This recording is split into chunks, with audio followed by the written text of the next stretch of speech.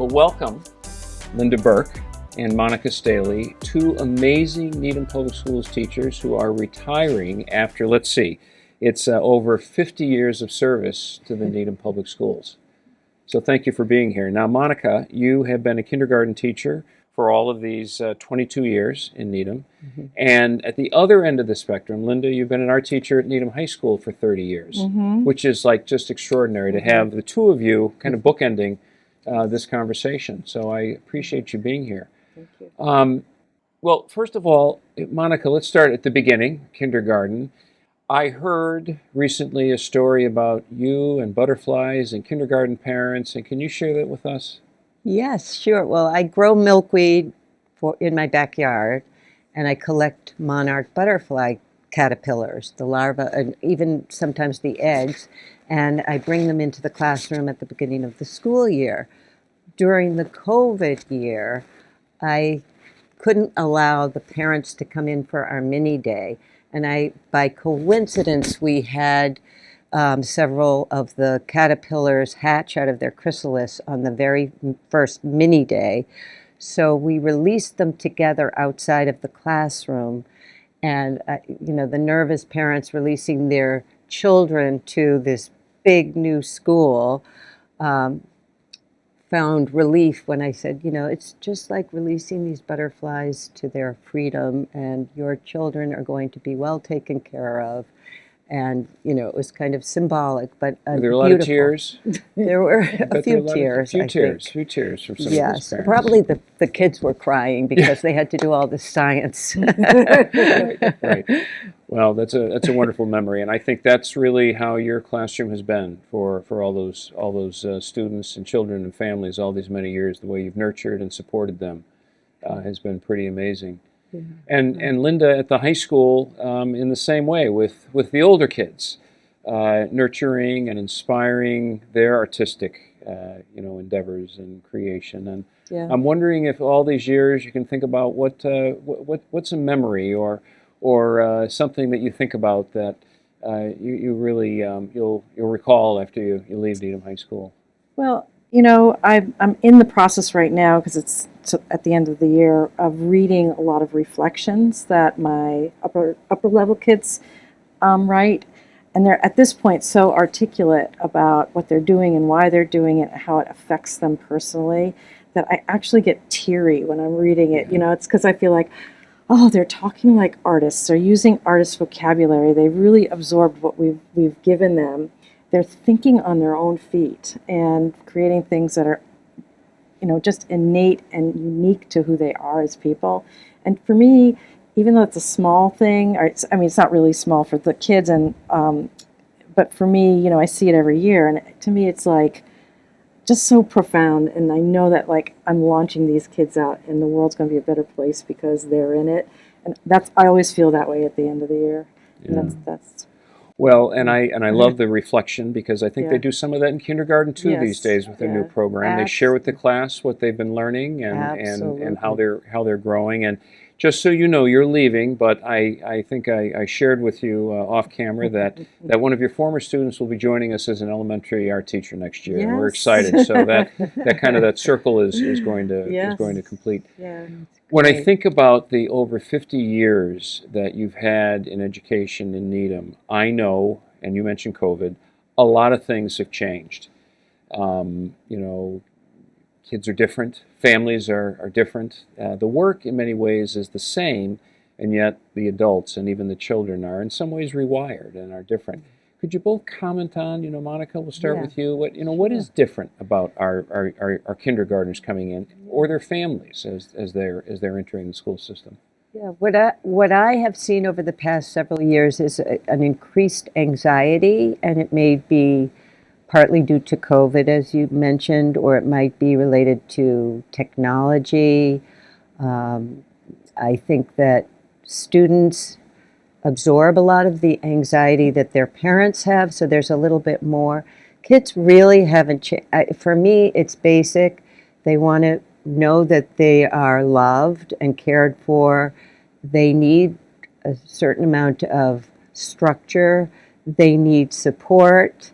They need to know that we're glad that they come, and They really respond well, but I think initially when they come in, there's a lot more anxiety. And generally, I think the parents are a little bit more. I mean, I'm a parent. I sent 4 children to the Needham Public Schools, and when my kids got out of school in elementary school, the doors just opened. They just walked out and walked home, and things have really changed since then. There's, you have to write down where your child is going every day. Life is a little bit more complex these days. So there's, a lot of that. But I think kids basically just need to be, their creativity needs to be encouraged. They still want to explore. They still want to do things and play and be curiosity. recognized. Yeah, that hasn't changed. That hasn't changed at all. So. What have you seen at now as they go through the system? We have kindergarten, we have high school. What have you seen has changed about kids and families? Again, I think it's the same thing. We often call our seniors kindergartners because they suddenly realize they're leaving home and they kind of digress and they feel like they will miss each other, miss their families, and so. Yes. But in general, I think what I've seen is how technology has really affected these kids, and they have instantaneous information at their fingertips. They can get anything instantly at any time. How do you wade through all that? How do you learn what's real and what's not real? That causes a lot of anxiety. And then the cell phone itself is like an addiction. I'm seeing this in the high school, and I call it like sucking their brains. They like instead of if they're finished with something, instead of saying, okay, well, let me look into this further, or let me use all this technology and knowledge to maybe research a little further, they are more complacent. They'll pull out their video games, or they're texting with their friends and things like that. So, I think it's a huge construct that I'm really curious to see how we can wade through in the next few years. Like how do we get these kids to use it in a way that's a positive tool, because it is amazing. I mean, you can take pictures immediately of what they're doing and why they're doing it. They can, let's look up that artist right now, and so onto the screen I go, and Caravaggio pops up, or, these kinds of things, and that's amazing. Well, you said that we maybe in the next few years we can sort through and figure out some of this. I do think there's something to that, and how we can help young people maybe distance themselves a bit from technology and stand on their own 2 feet. And I also, I think we are of a generation that may remember, or maybe not, but I know I recall that when the Beatles were going to be on Ed Sullivan, it was going to create scandal. And I know in our household, you couldn't watch that on Ed Sullivan. And rock and roll was going to destroy the generation. Right. So I think we have to be balanced with, let's not be afraid of the technology, but let's also be the adults in the room to help children navigate some of these stresses of life, and let their parents know it's going to be okay. It really is going to be okay, I think, is a message I hear, certainly, Monica, that you're sharing with them. Yes. Absolutely. What can you share a story about a student or an experience or an episode that happened at school that you remember, or maybe it's a series of things that you remember that's maybe a traditional seasonal thing that happens that just makes you smile, or maybe even cry? I remember, it's funny because my kindergarten, I feel as though it's my home away from home. I love being with kids and meeting the new families. And occasionally there is a child who might be more challenging. And, I try to treat that child as though it's my own child, and what would I do? I still love you, but these are the choices that are more acceptable. And try to be patient, but try to model the patient, and the behavior I expect. And I had, at one point, a senior in high school come back to me and say, I just want to say sorry. I know I was really a challenge back then, and you were really patient. Thank you, but I'm really sorry for the way I acted." And I thought, wow, This that's is 13 great. years later. Yes, great reflection. So Good. they do think about it They and, do, and they do. eventually learn. Well, that's So- good. That's good to hear that. Yeah. Kind of piggybacking off of that, I've had a couple of students come back and say how much they were influenced by the class, and now they're doing X, Y, and Z in their own profession, and how much they thank me. And of course, again, I get teary. But as I was saying, like I had a parent who approached me and handed me a book that one of my students had illustrated. Many years after she's gotten out of school, got a degree in science and biology. She's off in the swamps, taking specimens and things. But she also does this side gig where she's illustrating. It's a beautiful book. And so those are the things, that come back, and you realize that you have made some kind of impact on certain kids, and that's very rewarding. Yeah. Well, there's no question that both of you have impacted kids in ways that we don't even know yet. They think many years later, they reflect, or many years from now, about their kindergarten teacher, their high school art teacher, and that I think is one of the unique and special things about being a teacher. In our little bit of time remaining, I'm wondering, as you depart, I remain. What advice do you have for me as superintendent? Because teaching is not getting any easier.